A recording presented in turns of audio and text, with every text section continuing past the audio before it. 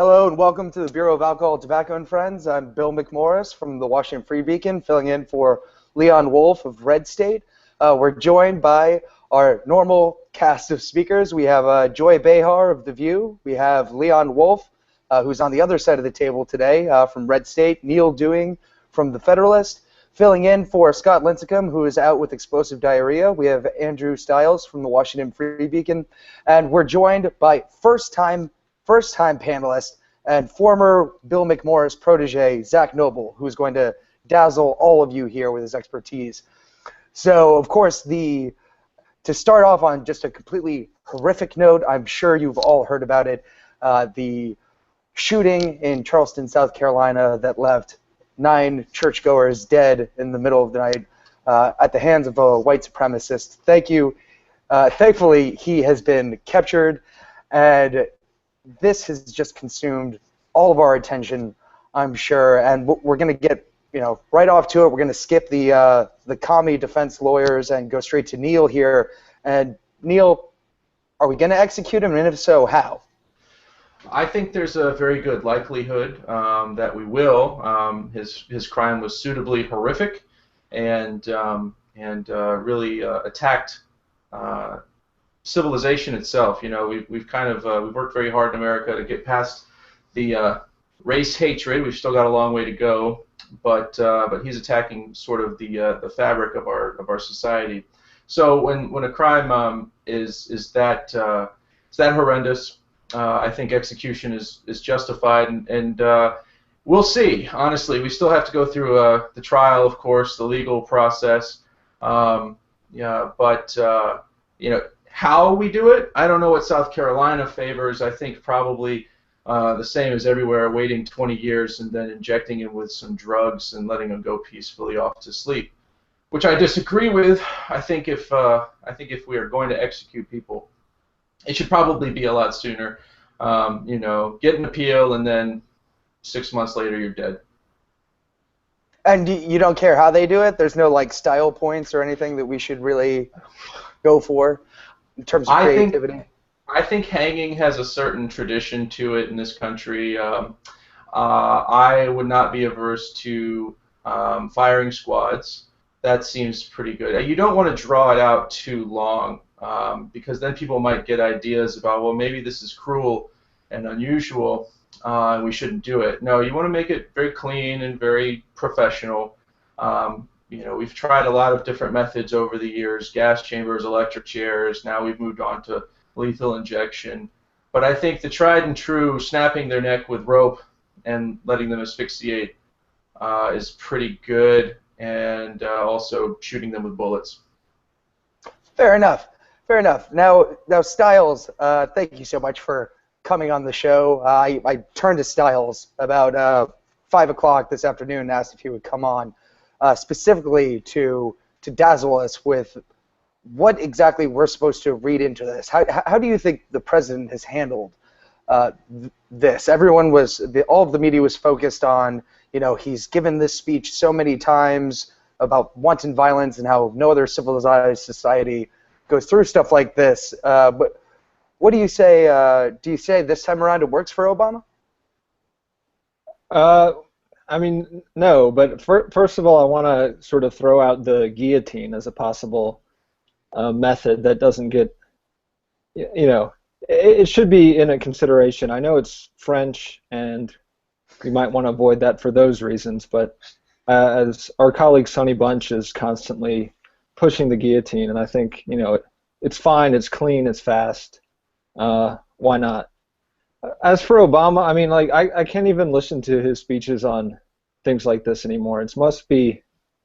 I mean, you almost feel bad for him just in the generic sense that he's always addressing these tragedies, but then he's always sort of pushing his political side of things, like lamenting, oh, it's so bad that we're not like all the other great European countries with low gun violence deaths, and it's going to start a gun control national conversation that we're going to have to sit through, and nothing will get done. So, at this point, it's just kind of pointless for him. I mean, I'm sort of dreading the next few weeks while we'll have this conversation, but I don't think much will come of it. So.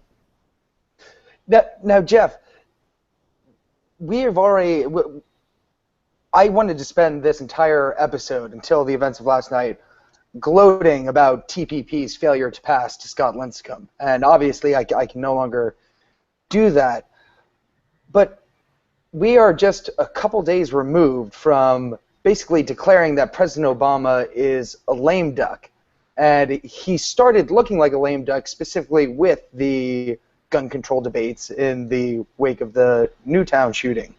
So I want to know how effective is it going to be this time around if you don't have the political clout to even get a trade deal passed that you've invested so much in. It's going to be completely ineffective. Obama is clearly a lame duck. He was a lame duck before this, but this is certainly the nail in the coffin. The trade deal is going to pass on the force of its own internal logic, nothing more, nothing less. Certainly Obama's lobbying isn't going to help get it across the finish line. In fact, I believe TPA, they passed it again today, same vote that they had last week, and it happened for the same reasons that it happened last week, which is that certain Democrats are willing to go across the aisle, or not even cross the aisle. They're voting for their own president's trade deal. But now it's not a party loyalty issue. It's an ideological issue. So they have an ideological commitment to free trade, or more to the point, their constituents aren't hugely harmed by it. What the issue is congressmen in districts like in the Midwest, in Michigan, or coastal districts, some of whom are not at all fond of this. They're not willing to go to bat for the president despite that. So it'll pass. The TPA will. Not the TPP. I have no idea what's going to happen with that, but if it does, Obama isn't going to have anything whatsoever to do with it. It's going to pass because there are other forces in the country, whether lobbying forces like the Chamber of Commerce, or Republican-based forces, or even forces within the Democratic Party that want it to happen. But Obama is out of the equation now. He is literally that guy who sits and watches SportsCenter in the morning and gets up and makes an idiotic speech trying to politicize shooting deaths every couple of weeks or so. That's all he's got left. Fair enough. I have no idea. I guess that was my fault. Leon, as a host with proper training and credentials, can you weigh in here? You were mentioning before the show that you were running late because you had to send your resume to the shooter so you could represent him and try to get him off. What I guess, can you elaborate on that a little bit? What's your strategy? No, not at all. No, not at all. And I would add to the gentleman from Virginia's comments and say that hanging is a perfectly fine method to execute him, as is a firing squad. I'm really indifferent as to the method as long as we put them in a gibbet after. I feel like this country really went down the tubes when we stopped putting people in the gibbet. I think that the killing should be humane, but I think that their corpses should be displayed as a warning to others. And we've lost a lot as a society given that we don't do that anymore. And frankly, I think you go shoot up a church. That's got to be your end fate. That's my personal idea on it. I will say though, since you've slandered me and brought my predilections, my well-known predilections about certain law enforcement issues into this, I will say that I do find it interesting that the man who was involved and who shot the church was taken into custody, I think about 20 miles away from where Walter Scott was shot 8 times in the back for the crime of running from the police. And I find it interesting that a guy who was clearly armed and dangerous and showed a willingness to use lethal force was able to be somehow arrested peacefully on this occasion without a shot fired. And that's all I really will have to say about that. Fair enough. That's why I'm hosting now. Zach, you're a tech reporter. Is this video games' fault? Oh, sure. Doom was just announced at E3, the violent video game. I was actually going to tie it back to Game of Thrones, but no, Feel free. We welcome these theories here, Zach. Well, you keep talking about gallows and hanging people up, but no, do we know yet what the circumstances were surrounding his actual capture? Because I also thought it was really, really interesting that he was taken into custody in what looked like a pretty peaceable fashion, as we have these police shootings sweeping across, very publicly. You see, I think I read he was taken. I read that he was taken in a routine traffic stop. So evidently he was driving poorly, got himself captured. And I don't know, but my own, I guess, personal theory on this is cops don't shoot up people in high-profile manhunts. You never hear about this because they know that their methods are going to be scrutinized, even if the end game would actually please everybody involved. That's just something that you never hear about manhunts for even serial killers ending in these big shootouts with cops. So it's when cops don't think anyone's I'm sure if this didn't make national news, some guy may have been tempted to just pump him a few times in the back. Aaron, what's your take? Not to go all Rand Paul on you here, but I think that you should send that memo to the Branch Davidians who died in Waco or the people who died in Ruby Ridge. Go ahead, Aaron. Wait a second. All the guys were white, so what's going on? Do you think police became racist as an apology to Waco, Leon? No, and clearly that's not. Look, I have said that it's not a thing where the cops all go after they're done and they don the Klan robes. I think that it is a subconscious thing where, in particular, black men are perceived as an initial matter as being more threatening than white men are, and again, that plays out in a lot of different unfortunate ways that don't necessarily have to do with the caricature that's being painted. But I do take the point, high-profile case, you're more likely to have the police be careful, but it's not always the case that it ends up that way. Not always the case. Can I just say how completely missing the point this entire argument is? Okay, I really actually understand. Okay, I understand the intellectual debate between, when a police arrests a black man versus a white man, is there some sort of racism at play here? But it doesn't matter. Do you know what I think my response to this is? I am so glad that for once one of these psychopaths was taken alive. I'm glad that he was taken alive. I don't want him dead.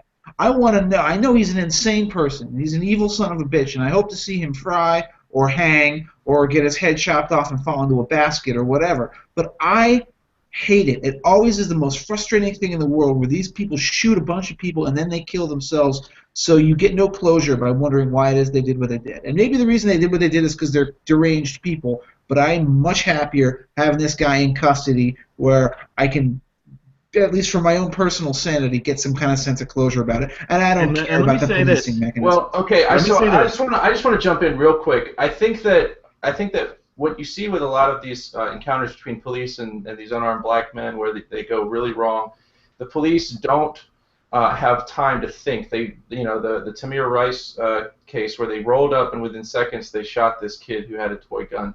They don't think. That speaks to police training. We've got a lot of police who resort to their weapon as a first line of defense, and that's I think a problem. With this case and with these high-profile cases, the police have time to get into a room. Everybody gets to talk to them and say, hey, look, when you catch this guy, take him down as peacefully as you possibly can.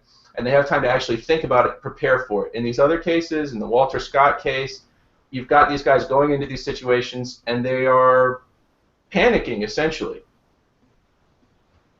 Now, Aaron, as a well-trained killer, what's your take on this? Oh, well, first of all, I'm going to say to Joy that he's wrong. These guys, not all of them kill themselves. We got the Aurora shooter who's actually on trial right now in Colorado, and everybody's having to go through this trial and hear everything that's happening and see all these instances of him being totally crazy and no one ever saying anything about it, to the extent that this guy was able to gather up all this stuff and be a nut. And we talk about gun laws and we never address the mental health issue. Speaking of mental health, I mean, this kid obviously had issues. First of all, he had a bowl cut. And anybody who has a bowl cut has mental issues. Second of all, he was wrapped up in old hatreds, Confederacy, apartheid, all those sort of motivations, which actually I want to note, Zach pointed that out in the chat that we have. But the whole thing is sickening. But the one good thing that comes out of this is last night, immediately after all this started happening, you had people who were black, white, probably Asian, Mexican, I didn't see, but you had multi races come together, not as a race that was a victim of a shooting, or a white person who was a victim of a shooting, or whatever. It was a community that came together and they acknowledged God and they prayed to God and asked for God's hand to intervene in it. I think that's the great thing that comes out of these tragedies. That's the silver lining you can see, if there is a silver lining. So, Stiles, should we start profiling people with bowl cuts in public? Should we hound the bowl cut out of existence? Well, just so you know, I think the bowl cut should be a reason to be gibbeted. So, Stiles, you were saying. I mean, yes. I mean, what more is there to say? The kid actually looks a little like I did in middle school, which is a bit frightening. When I was rocking the bowl cut and we the all know dweebish. how it turned out. Exactly. So immediately suspicious, unfortunately. Yeah, the bowl cut. Even worse is the thing where kids would shave under their hair and leave like flowing strands. It was like the super bowl cut. I don't know what that was called. That's horrific. I think that was called the surfer cut. That's what my mom called it, so I would be okay with it when she gave it to me when I was 15. So lest it be said, let me jump in one more time. Lest it be said by Joy or anyone else on this show that I was suggesting that it would be good that this guy would have been shot. I'm in fact saying the exact opposite. I said I find it interesting. All I'm saying is I would not prefer a world in which both Walter Scott and this guy, Roof, get shot as they're taken into custody. I want a world in which neither are taken into custody. The only point I'm making is if this guy can be brought into custody peacefully, given all the cops knew about him, why can we not have more hesitation to use lethal force when they're bringing guys in custody who are behind on their child support? That's all I'm saying. Fact. Now, we got a lot to talk about today, so I think we're going to move on a little bit to the second most depressing news of the week, and that is the OPM hack. Now, Zach over here is a reporter at FCW, specializes in this sort of stuff, and has just done some solid work here. Zach, can you fill us in on what's happened this week and the developments, especially focusing on the expanding count of victims here? This has been a baptism by fire for me, actually. I just started at FCW in April, took over the workforce issues, and then this happens. So the biggest thing this week is OPM claims that a second breach may have exposed background check information. But OPM has been really, really sketchy throughout this whole process. So I'm not really inclined to accept, their delineations of a first breach and a second unrelated breach. As far as numbers, they say it's 4.2 million in the first breach, and they're not even giving an estimate for the second breach. It could be 14 million, I think, is what the AP said as an estimate. But it really could touch the Office of Personnel Management. They didn't even know how many databases they had. They didn't know where all the servers were. IG report after IG report lays out that they just had no clue what was going on. I don't even know where to start with all this because there's just so many little nuggets of baffling information. They didn't have IT security staff until 2013.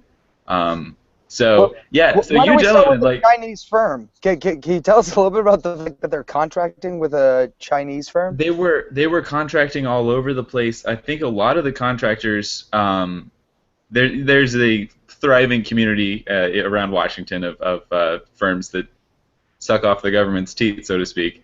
And I think several of these contractors were actually OPM employees who quit and realized they could make more money being contractors.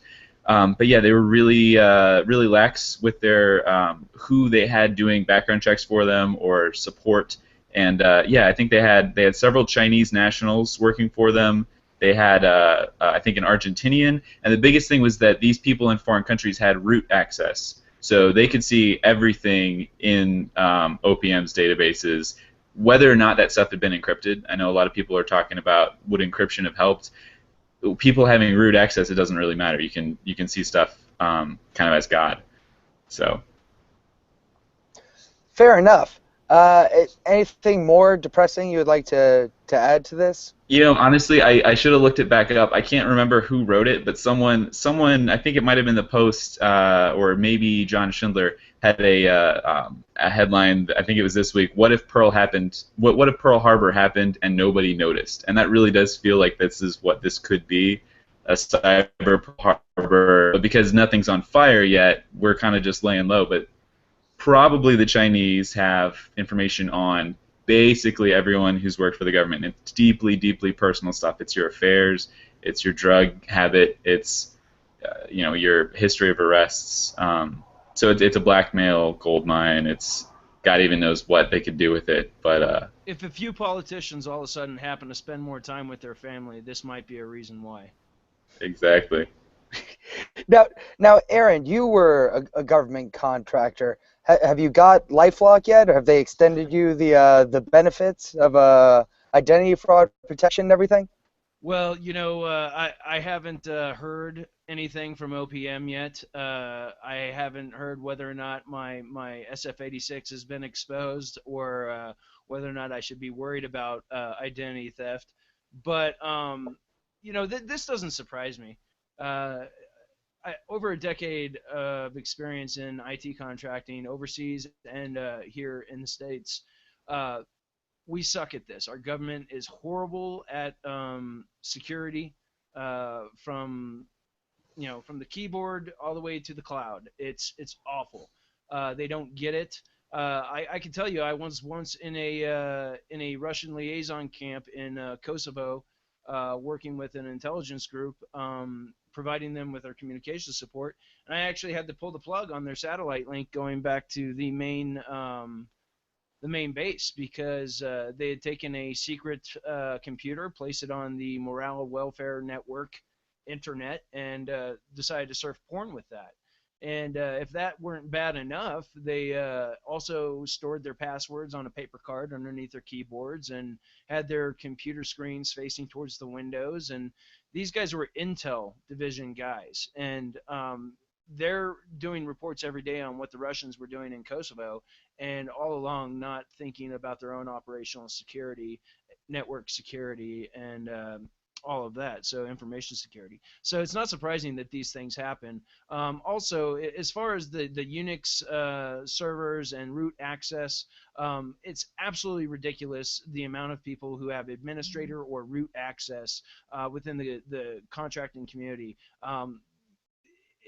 They've taken any possibility to defend their network away by giving away the keys. They've given away the keys to every swinging dick out there, and you just can't do that and have anything secure unless you start unplugging things from the internet and the world, and then it becomes useless. Now, Stiles, if there's any silver lining here, it's that the Chinese may be able to track down where Biff Diddle is.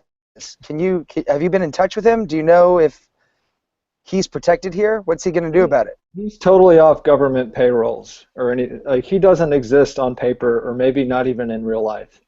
The thing about this, and probably other people know more about it than I do, the aspect of the OPM subcontracting out to a Chinese firm to oversee this data just seems insane to me. And a lot of people should lose their jobs over this and aren't going to. And I'm just waiting I know the argument is going to be made at some point, if this ever becomes news, that if the right-wing Republicans hadn't demanded budget cuts, we wouldn't have had to subcontract out to Chinese firms. And I've already seen it. I've already seen that. And if as you said, if it ever becomes a big deal, it'll be news and it'll be spun like that. Just to clarify one thing, the way the Chinese got involved here, it's not that we subcontracted out to a Chinese firm. We subcontracted out to a firm whose sysadmins were living in other countries. One person was living in Argentina, one person was living in the People's Republic of China. Now, the problem is that if you're living in the People's Republic of China, you might as well just assume, if you're in that kind of a position, the Chinese have, they've gained access to your computer, and they can see anything that you can see on that computer as well. But that's how that kind of access would have been gained. It doesn't make it any more excusable, but it's more about sloppy hiring practices by these contractors and a failure of due diligence by the government to check to make sure that they aren't hiring people like that. Now, Zach, aside from Chinese spies, who else is the big winner here? SciTech. SciTech. I love SciTech. I've spoken with many people familiar with the situation, but not all of them on record. So SciTech's this little service-disabled veteran-owned small business in Manassas, Virginia, and the story here just kind of encapsulates how the OPM, as with many government agencies, tends to try to claim defeats as victories. So it seems reasonable that SciTech, this small business, they were the ones who actually discovered the breach. OPM wouldn't have known about it if not for SciTech. Now, OPM has questioned that, but the story basically is that SciTech has been very open, forthcoming. They said, look, on April 21st, 2015, we went in for a product demo. We found malware on OPM systems, and we stuck around and we helped. And SciTech's not even claiming this for themselves. They're saying maybe OPM knew beforehand, maybe not. OPM, when I've asked them multiple times, hey, can you give me specific dates on this? When did you find this out? They claim that it's they use really, really specific, careful language to say it's inaccurate to claim that SciTech discovered the breach, but then they can't give me a date, and they can't say exactly how it was discovered or whatnot. So I'm inclined to believe this small business probably actually discovered this breach. So good for them. It's owned by I think he was an Army Ranger for 20 years, something like that. Seems like a good guy, and I'm curious to see what OPM can actually put forward to prove that they actually discovered stuff. Because in their first press release, they're like, oh, well, it was our aggressive security work that helped us find this. Which, again, if you look at their history of security work, it's very hard to believe that claim. Now, one of the things that's confusing about that claim is that if SciTech was the one who detected the malware, and OPM is saying that they were the ones who found it out, shouldn't they have removed the malware from their system?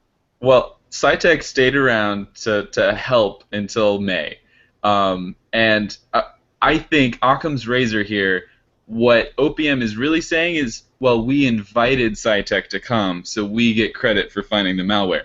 They're not saying that in so many words, but I think that's the underlying story that they're trying to use to justify their language around aggressive, forward-thinking security measures. So, Leon, are you investing in SciTech? I have no money to invest in anything. No, you're a lawyer, though.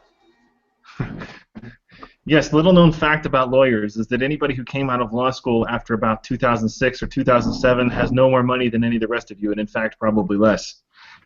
Yeah, but you're like... Maybe true. You got the... All right, fair That enough. actually makes me feel pretty good, I gotta say. That's a good piece of news. Good piece of news. Okay, well, Leon, I feel no pity for you. You're just a loser if you have no money. And speaking of that, everybody, we did it. Seamless segue. Neal, what do you think about Donald Trump? Is Ted Cruz now your second least favorite candidate for the That's GOP a really nomination? hard question. I wish that they could somehow cancel each other out. I once referred to Donald Trump in a Federalist article as an elevator fart that gets released every 4 years into the conservative movement. I have a very, very low opinion of Mr. Trump and his presidential ambitions.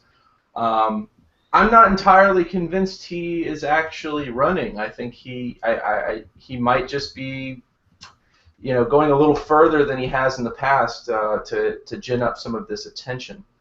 God,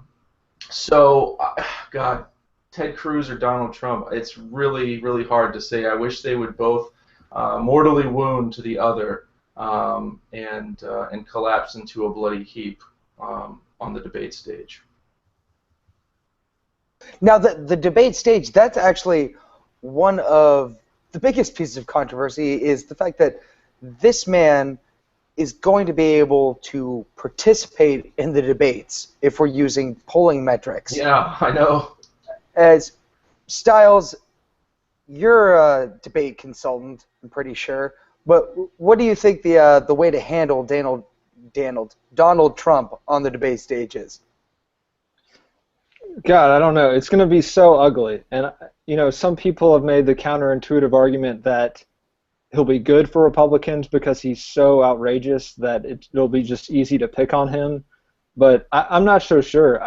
He's going to say some crazy things like he did in his announcement speech, and it's very discouraging seeing his trolls, conservatives on Twitter, defending him and making the case for Donald Trump.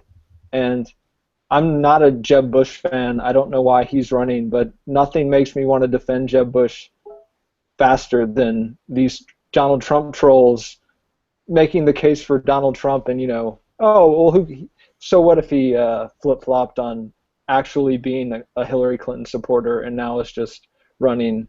He's a businessman, and he's for the working man, and he's good on trade, and all this nonsense. I think at the end of the day, he's going to probably drop out sooner rather than later, and he won't make much of an impact. His unfavorable ratings within the party are astronomically high compared to everyone else. So I think he might be a Herman Cain flash in the pan, get a little bump at best, and then we won't hear from him again for a while, I hope. I find that unlikely. Jeff, you said last week that the GOP was doing great about handling the debate stage. If Donald Trump is allowed to participate in televised debates, will you change your mind? To be clear, what I said last week was half born of complete inattention to the question you are asking me, because you were being really boring at the time. But also, I said that Fox was doing the best that they could. I didn't say they were doing great. I'm saying when you got to squeeze 10 people onto a stage, well, you're going to hold 2 debates, 10 and 10. That's okay. I mean, you can do. I don't really see how you can do much better. And you know what? Trump is going to squeeze someone out, and he's going to make an ass out of himself, and he's going to do all the stupid things that Donald Trump does to get attention. And Rick Wilson wrote a pretty good article for IJR the other day. Said the way you handle him is to basically ignore him. Don't ever engage with him on his own terms. Use his stupid insults and his speeches as a jumping-off point to talk about what you want. But my attitude is this. Sure, Trump will probably squeeze some deserving candidate out. But the candidate that gets squeezed out, let's not kid ourselves. That candidate wasn't going to become the next president of the United States. That candidate wasn't going to win the nomination. That candidate wasn't even going to get serious consideration for the vice presidency. None of that is really going to matter. So at the end of the day, the grand injustice that comes from Donald Trump squeezing someone out of the debates is no more of an injustice to me than the idea that Michelle Bachmann essentially squeezed Tim Pawlenty out of the 2012 campaign, which is basically true. Because Pawlenty's strategy was stupidly to win the Iowa straw poll, and then Bachmann swept in and did all of her idiocy and won it, and then dropped out a couple months later herself. And then Pawlenty dropped out because it seemed like there was no proof of concept for his candidacy. People say it now like that's a shame, but my attitude is if you're so weak that you can get knocked out by something like that, then it was never meant to be. So I don't weep too many tears for the candidate who's inevitably going to get squeezed out by fuckface Von Clownstick. Now, Aaron, question for you. You were there at the rally when he announced. You were one of the paid actors who was clapping. Was it really as electric as we all thought it was watching on TV? Well, honestly, I will say this. As I said on Twitter, I think the Donald Trump announcement was the best South Park episode in a long time. It really, truly had that great bit of comedy that is needed. Trump was deadpan the whole time. You never knew that he was putting on a bit. It was awesome. But here's the thing. Here's the real deal. Donald Trump is going to flame out greater than San Franciscan at a gay pride fest. He's going to be horrible. And here's the thing. He's going to say something way worse than oops, and he doesn't have a track record of governing a state that has had absolute economic dominance and, has been led the nation on jobs. And without, it's just ridiculous. Trump doesn't have any actual real political appeal. He is a celebrity TV star, and honestly, I don't see him actually being in a debate. If he gets into a debate, he's going to get crushed by his own stupidity and arrogance. I think Trump is going to serve an important function in the primary debates, and it is going to be this. Rick Santorum got to the front of the pack in 2012 by being the one guy who would take the paint off Mitt Romney in a televised debate. I think that Trump is going to serve to get one of the lower hangers-on, I don't know who it's going to be, one of those guys who's in the 1-2% range, is going to mutilate Donald Trump on live television and step over his corpse and assume his podium, and that person is going to get a bump in the polls up into the 9-10% range. And I think that's going to be the main purpose that Donald Trump is going to serve in this 2016 campaign. I think he'll have no impact himself. Well, I mean, I think there are a lot of comparisons to be made, not between Donald Trump and Herman Cain, but between Donald Trump and Rudy Giuliani. They were both Democrats for the early parts of their career. Oh, the "It's Happening" gif is too much for me. You just threw me off, Aaron. All right. Moving on. Giuliani. So moving on to Giuliani. I think that they're both thrice divorced. They were early Democrats. Do you think anything is going to shake Stiles? Do you think anything's going to shake the supporters from them, like the fact that Trump has donated tens of thousands of dollars to Democrats, including Hillary Clinton? No, I think this is a sort of Breitbart and Coulter crowd that is anti-immigration, anti-Obama trade. And I think the more the establishment GOP attacks Trump, they're going to rally around him. As much as they can't find anyone else. But Trump will be the loudest, the most outrageous, build a wall on the Mexican border and send the Mexican government a bill to pay for it because he's Trump and he does business deals and he knows how to do that kind of thing. But I think there's so many other candidates, it's going to get old. He will say something that's so outrageous and won't be able to recover from. And at the end of the day, it's not inconceivable that he does end up endorsing Hillary Clinton when all is said and done, just to make another headline for himself. You don't think he's a Bernie Sanders man? I don't know. General. I think a Sanders-Trump ticket would be strong. The strongest. Now, what do we do? What do we do, Neal, if the voters are asked? I think Election Day is November 4th. If the voters are forced after surprise primary victories to choose between Joe Biden and Donald Trump, what's going to happen? Is it going to be the broiest ticket ever? My God. You have conjured a horror, and I am paralyzed in the face of it, Bill. My God. I mean, I just don't know what to say to that. That's some kind of obscene. I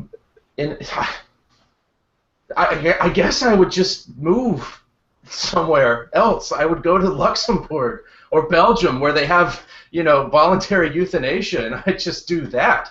But what's the point?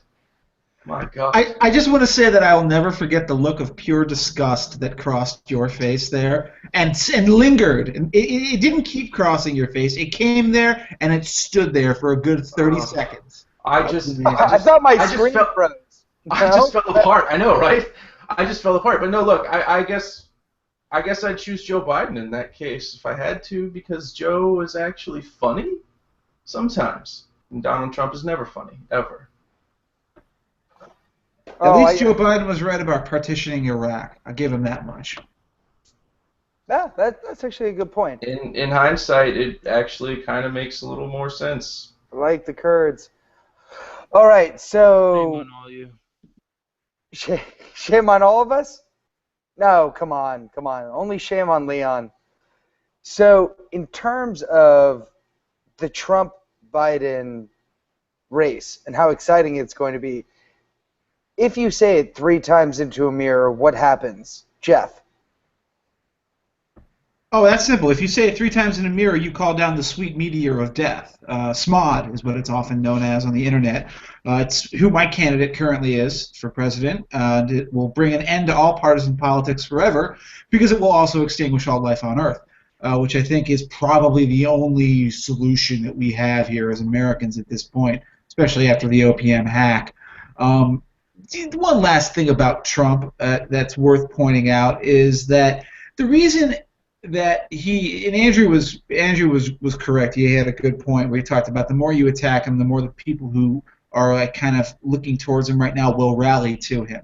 And the reason for that is that the people who are looking at Trump as something other than a complete clown right now are doing it because they want an asshole protest candidate. They're angry. They're angry at both parties. They're angry at the Republican Party in particular. Often they're low information voters, but they just want a guy who doesn't seem like he's owned by any party and is not afraid to call every other weasel in the Republican Party the weasels that they obviously are. They're weaselly little rat weasel faces. And that's going to earn a lot of loyalty from a very small sliver of the electorate for him, which is the reason why I'd be very surprised if he didn't make it to the debates. I mean, I think he'll get ultimately about 5 or 6% of the vote, and I also don't think he's humiliation proof because all of his scandals are public knowledge. It's not like anything more can be published about Donald Trump that will make him look worse. Okay, like there's no way to make Donald Trump look worse than he is. He could be exposed as a murderer, and it might actually burnish his credentials. So he's going to hold on to that sliver of a vote, and it's going to end up being a factor in the race. Now, Stiles, you're the funniest person at the Free Beacon. You're a good troll. What did you think about the DNC's statement, their press release, after Trump announced, in which they said they were glad that there was finally an intellectual force joining the GOP candidate pool? That you have to give your hats off, right?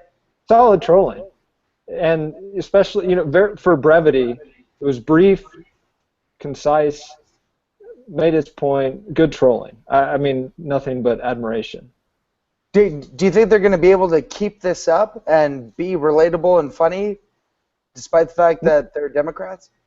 No, but as long as Trump is in the race, they won't have any shortage of trolling opportunities. So do you think that's the real shame of Donald Trump's candidacy, is it's actually going to make Democrats seem funny and witty for a short period of time? Yeah, maybe, because it's such an easy target. They don't have to work very hard. It doesn't take a lot of creativity to make fun of Donald Trump. I just think you'll see a lot of, if Donald Trump says something, the DNC will demand that Marco Rubio or Jeb Bush respond. Like, what is their take on Trump's latest comment? And that could just create this, snowball of bullshit that Republicans kind of want to stay away from. Hey, Andrew, speaking of Marco Rubio and Trump in the same sentences here, and trolling, I want to ask you a question, maybe challenge Washington Free Beacon to something as well. Can you tell me how many Marco boats worth of uranium Trump got for his donation to Clinton Global Initiative? Oh, I don't know. I mean, this would have been. It depends on what year he made the donation and the going exchange rate between yeah, right. So, I don't. Yeah, and Trump deals in a lot of property assets. He doesn't seem like the most liquid persons financially. I don't know. The Marco boat seems really small ball for a guy like Trump. You could probably park a few of those in a Trump Tower swimming pool or a jacuzzi even. So I don't know. I just, it'll be, I guess Trump will be the richest one, although Jeb has a lot of money. But if he just starts goes up on the debate stage and makes fun of everyone for being poorer than he is, then that would at least be entertaining. Now, Leon, Hillary Clinton is running an increasingly populist campaign.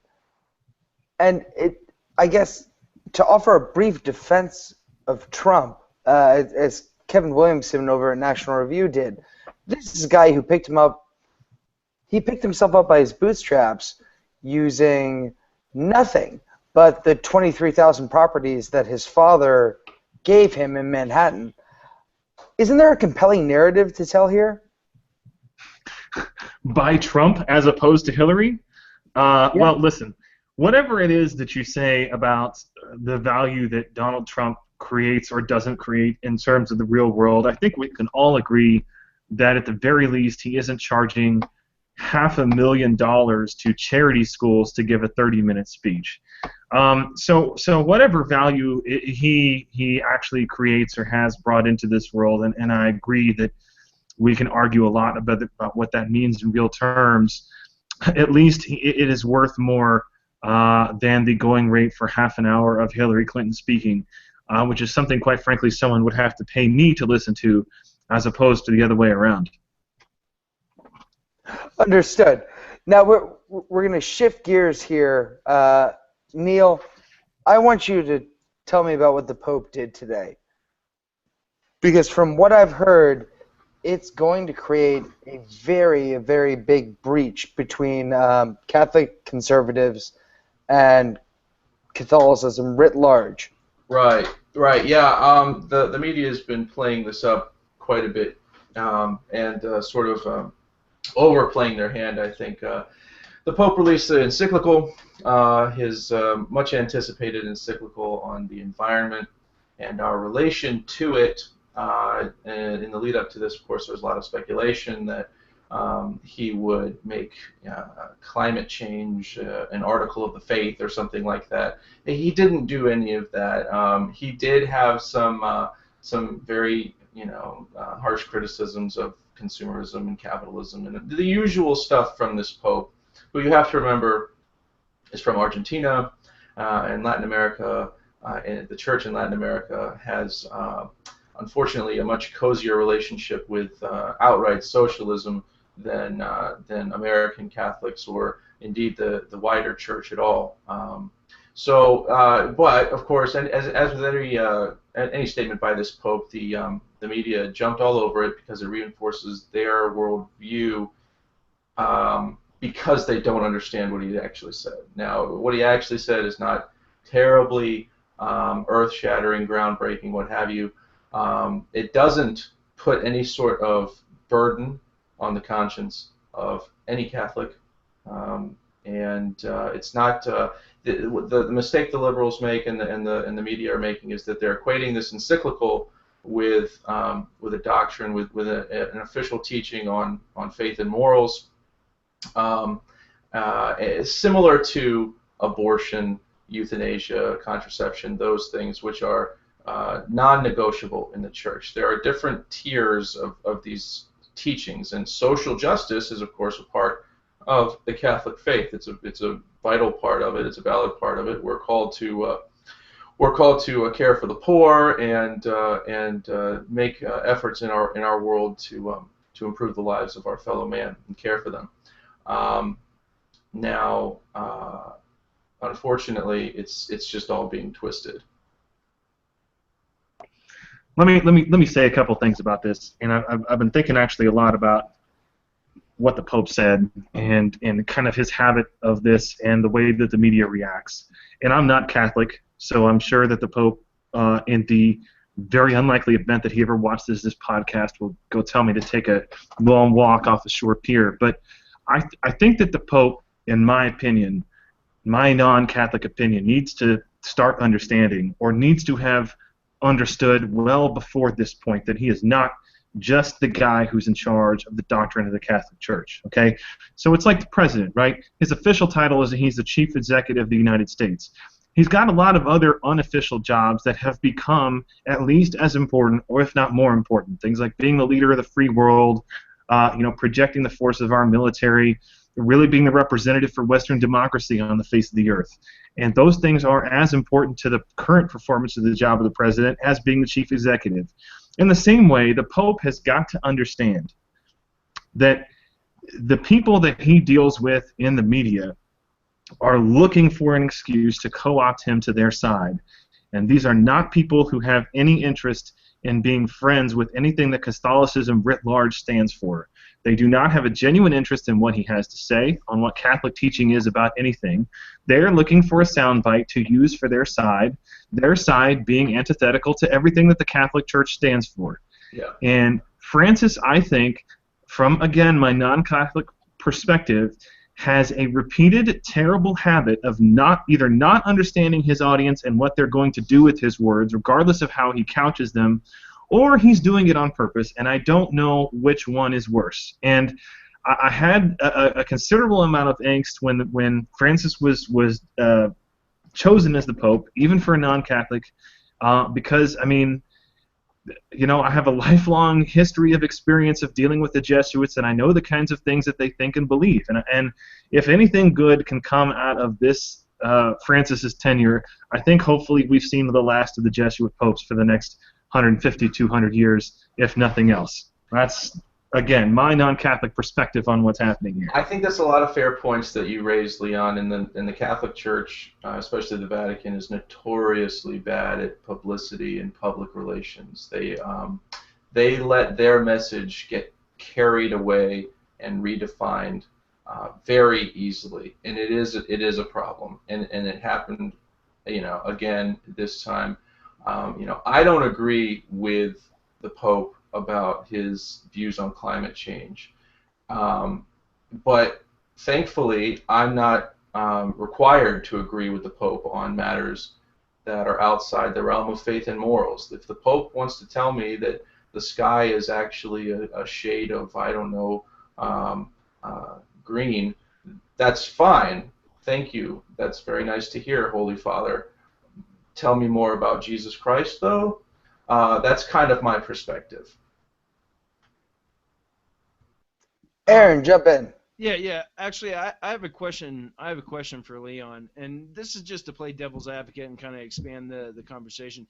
You made a point about the Pope being aligned with people who essentially are not his allies in the long run. How far does that go? How far do you take that? Because I know, you know, on the other side, not speaking about climate change, and on you know the Protestant side of the aisle, you have the Southern Baptist Convention, who came out and reaffirmed the biblical idea of marriage between a man and a woman, and they've been taking a lot of heat for that from the left. So my question back to you, and I think you'll probably have a good perspective on this, is how far do you take that allying with somebody who in the long run is against you? Well, I mean, listen, and I don't mean to say that the Pope is necessarily intentionally allying himself with someone who's his cultural enemy.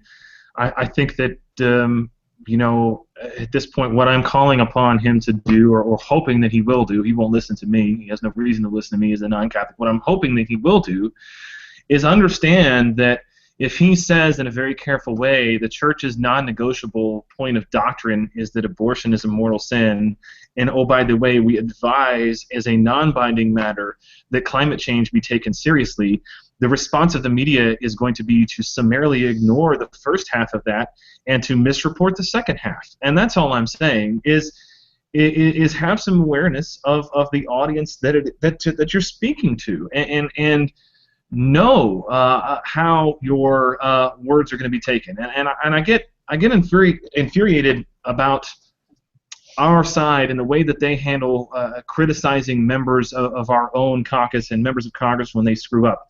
I think that our side does a terrible job of understanding that when you're speaking to an unfriendly audience, you have to understand that they are going to take away only what they want to hear and only report what they want to hear, and that they'll twist that as much as they need to. So in my mind, I'm just calling for more caution in the way and understanding, because, you know, like it or not, he is a significant global figure. Everything he says is news.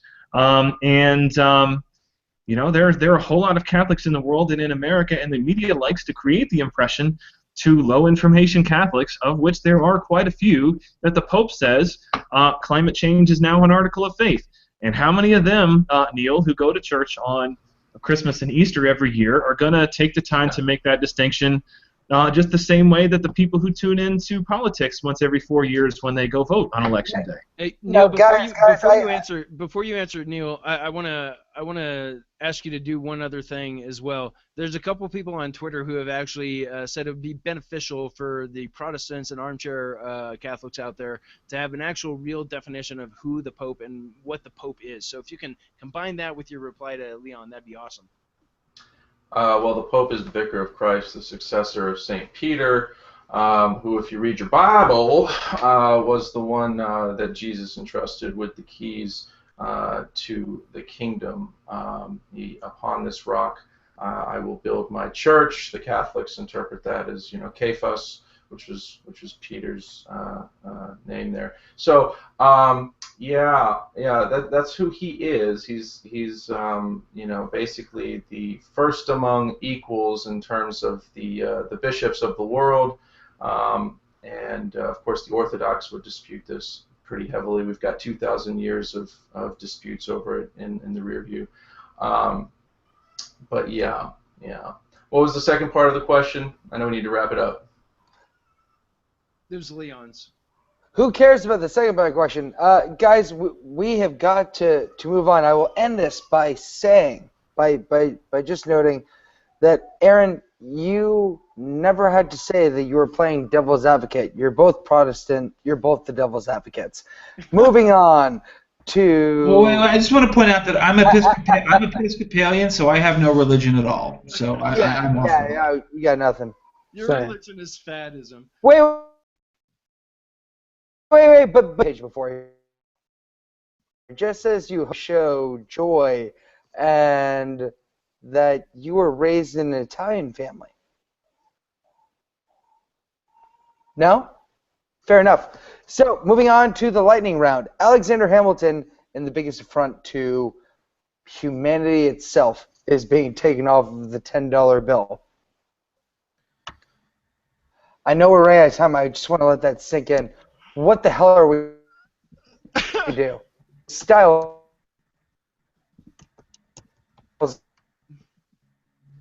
I'm losing. Hey, yeah, Stiles. Who do you think should be on the $10 bill? Should Hamilton stay there, or should he be replaced, and if so, by who? Well, I think the Free Beacon today made a convincing case for Kate Upton as being, a good expression of American values that we want everyone who handles a dollar bill to experience, and might encourage saving. Who knows? If there's a picture of Kate Upton on money, they might want to keep more of it and not spend as much. I'm just riffing, but I don't. It's going to be weird because he's not being replaced, right? Hamilton. They're going to add someone on, and it's just whoever they decide, it's just going to kind of be awkward, I think.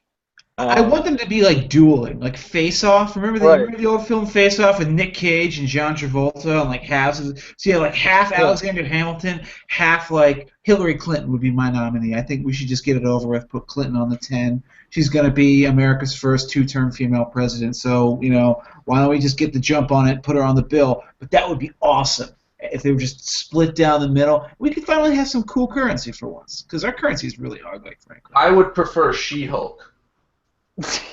No, hold on. Yeah, see, why does it have to be reversed or half? Can it be like a hologram? Can we get hologram currency where it's like Alexander Hamilton if you support the patriarchy, but Hillary Clinton if you support the pantsuit? Leon, like one of those things where if you rotate it like that, it turns into something different. Got it. Yeah, and we'd stuff $10 bills in the bottom of Cracker Jacks boxes. It's like one of those old Topps 3D baseball card things, like where if you tilted it, it was like Kevin Mitchell fielding a ground ball or something like that. Yeah, but if you tilted it the other way, it was Kevin Mitchell burning a cross, and you're like, whoa, Kevin Mitchell, I didn't know that side of you. I do not want your card anymore.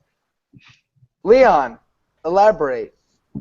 Well, I feel like, to me, it's very obvious that the only logical replacement for Alexander on the $10 bill is the single most transformative to date female politician in American history, which is, of course, Sarah Palin.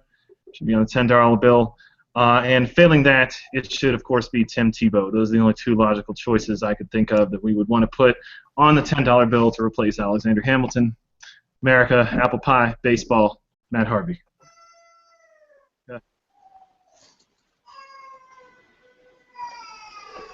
So Tim Tebow, Aaron, I'm pretty sure I'm frozen right now, but no, if I'm not, we can see you, but we can tell you've upset your child, and I assume that was. Oh, you guys can hear that? Yeah, well, I assume it must have been something about Matt Harvey. He heard Matt Harvey and he started crying. No, but my child's a girl, which means she's weak in spirit, so doesn't belong on any currency. Neal, why isn't my daughter on currency? Is it because of patriarchy? It is because of patriarchy. It is, Bill. Unfortunately, that's the world she's going to have to live in. I know. It's great. Now, Aaron, question for you. Turning to you on this entire thing. Two-part question, actually. Number one, who would you put on the $10 bill? And number two, why didn't you cue the exit music and get us off the air 5 minutes ago? An hour ago. I'm going to answer the second question first, and the reason why I didn't stop the show is because I was actually really enjoying you failing, and that's kind of what I live for, and so yeah, I enjoyed that portion of the show. I think it's always good when you fail. And what was the other question? Oh, who I would put on the $10 bill. Actually, I would get rid of all money and implant everyone with a device like Apple Pay, and that would make it easier for me to trim off 0.0001 cents on every transaction as they did in Office Space. Oh, there you go. So you want Tim Cook on the national money, and first game man. That's pretty good. Right. Yeah. Exactly. Well, anyone else want to add to this? I just want to say that it's amazing how the show falls apart at the end when you're hosting. And this is the second time it's happened. He didn't play the exit music. I'm Bill McMorris. This is the Bureau of Alcohol, Tobacco, and Friends. Why did you show up? Why are you still here? I've been joined. If we ever do this show live, we're going to end up coming to blows. It's going to be like throwing punches. I've been joined by my guest, Andrew Stiles from the Washington Free Beacon. Joy Behar was here. Cato was here. Gosh.